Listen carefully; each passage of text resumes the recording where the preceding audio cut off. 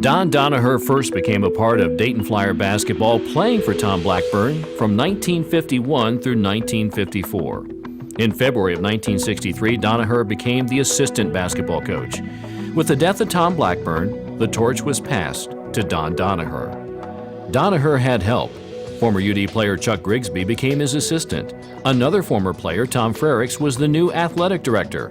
But walking into the UD Fieldhouse for the first time as head coach and standing in the shadow of a coaching legend can only leave you feeling one way. Scared. It was unbelievable. Those are not good coaching situations to fall into when you have to fill in the shoes of a legend. But having a player like Henry Finkel made things a lot easier. Henry Finkel was a New Jersey native with a boatload of basketball talent.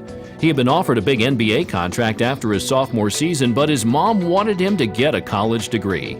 Hank loved UD and had great respect for Coach Donoher, so he turned down the NBA to return to the Flyers for Donoher's first season.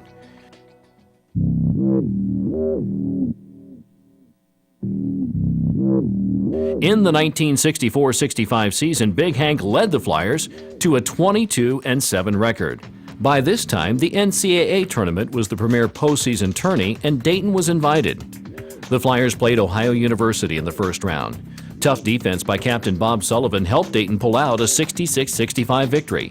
But in the next round, the Flyers were soundly beaten by number 1 ranked Michigan, led by Cazzie Russell. For the season, Finkel scored 733 points, and his field goal shooting of 63% is still a Flyer record. Henry Finkel, outstanding free throw shooter, had an unbelievable hook shot. Maybe was one of the best centers in the country at that time. After that season, Finkel was redrafted and offered even more money, but he chose to stay at UD. He returned to school when he didn't have to, and that's why Henry Finkel is high on a pedestal in my life. Coach Donoher's teams won 437 games. They won an NIT championship and made 8 NCAA appearances. And his players learned what it meant to be a Dayton Flyer. Don Donoher, he's the man that helped me to become a man.